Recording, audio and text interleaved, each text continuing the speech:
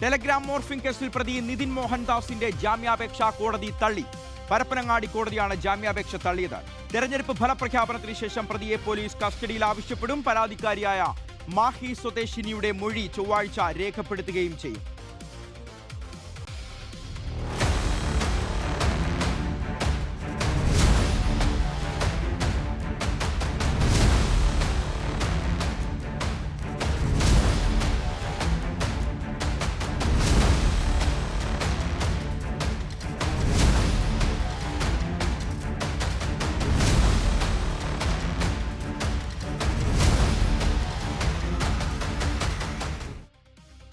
ഷഹദ് റഹ്മാനുണ്ട് കൂടുതൽ വിവരങ്ങൾ നൽകാൻ നമുക്കൊപ്പം. ഷഹദ, ഇയാൾക്കെതിരെ കൂടുതൽ പെൺകുട്ടികൾ പരാതിയുമായി രംഗത്ത് വരുന്നു. ഇയാളെക്കുറിച്ച് പോലീസിന് ലഭിക്കുന്ന ഓരോ ദിവസത്തെയും വിവരങ്ങൾ കേട്ടാൽ ഒരു മനുഷ്യനെ കൊണ്ട് ഇത്രയും വൃത്തികേടുകൾ ചെയ്യാൻ സാധിക്കുമോ എന്ന് ചോദിച്ചു പോകുന്ന തരത്തിലാണ് ഈ ഒരു സൈബർ കുറ്റവാളിയുടെ ചെയ്തികൾ അത്രയും.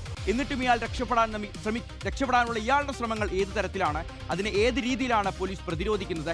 ഒരു കാര്യം എന്താണെങ്കിലും ഉറപ്പിച്ചു പറയാം, ഇതുവരെ പുറത്തു വന്നതിനേക്കാൾ ഞെട്ടിക്കുന്ന വിവരങ്ങളായിരിക്കും ഇനി പെൺകുട്ടികളുടെ മൊഴിയിലൂടെ പുറത്തു വരാനിരിക്കുന്നത്, അല്ലേ ഷഹദ? തീർച്ചയായും. കാരണം ഈ പെൺകുട്ടികളെ സംബന്ധിച്ചിടത്തോളം, ഒരു മാധ്യമം എന്ന നിലയ്ക്ക് നമ്മളെ സംബന്ധിച്ചിടത്തോളം കുറെ കാര്യങ്ങൾ തുറന്നു പറയുന്നതിൽ പരിമിതിയുണ്ട്. ആ പരിമിതി ഉള്ളത് കൊണ്ടാണ് പല കാര്യങ്ങളും നമ്മൾ ദൃശ്യമാധ്യമം എന്ന നിലയ്ക്ക് തുറന്നു പറയാത്തത്. പെൺകുട്ടികളെ സംബന്ധിച്ചും അത്തരത്തിലൊരു പൊതുമധ്യത്തിൽ വന്നു നിന്നുകൊണ്ട് കുറെ കാര്യങ്ങളൊന്നും പറയാൻ പറ്റില്ല എന്നുള്ളത് കൊണ്ടുമാണ് അവർ അത്തരത്തിലുള്ള പ്രതികരണം നടത്താത്തതും. പക്ഷേ പോലീസിന് മുൻപാകെ മൊഴി നൽകുന്ന സമയത്ത് ഇതടക്കമുള്ള കാര്യങ്ങൾ കൃത്യമായി പറയും എന്നുള്ളതാണ് നമുക്ക് മനസ്സിലാക്കാൻ സാധിക്കുകയും ചെയ്യുന്നത്. ഈ നിതിൻ മോഹൻദാസ് എന്ന് പറയുന്ന കൊടും സൈബർ സൈക്കോ കുറ്റവാളിയായിട്ടുള്ള ഈ പ്രതിയെ സംബന്ധിച്ചുള്ള കൂടുതൽ വിശദാംശങ്ങളാണ് ഇപ്പോൾ പുറത്തു വരുന്നത്.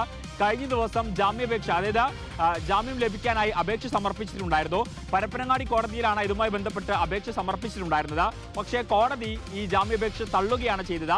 അപ്പോൾ ഇനി മേൽക്കോടതിയെ സമീപിക്കും എന്നുള്ളതാണ് നമുക്ക് മനസ്സിലാക്കാൻ സാധിക്കുന്നത്. ഇന്ന് നമ്മൾ അവരുടെ അഭിഭാഷകരുമായി സംസാരിക്കുകയും ചെയ്തിട്ടുണ്ടായിരുന്നു.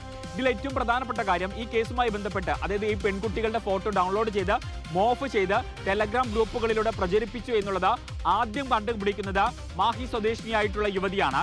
ഈ യുവതിയാണ് ഈ യുവാവിന്റെ വീട്ടിൽ പോവുകയും ഈ യുവതിയുടെ സഹോദരങ്ങൾ വീട്ടിൽ ചെന്ന ഈ യുവാവിന്റെ കയ്യിൽ നിന്ന് മൊബൈൽ ഫോൺ പിടിച്ചു വാങ്ങുകയും അതിലുള്ള ഡാറ്റകളൊക്കെ ശേഖരിക്കുകയും എല്ലാം സ്ക്രീൻഷോട്ട് എടുക്കുകയും ഒക്കെ ചെയ്തത് ഈ മാഹി സ്വദേശിനിയായിട്ടുള്ള യുവതിയും ഒപ്പം തന്നെ അവരുടെ സഹോദരങ്ങളുമാണ്.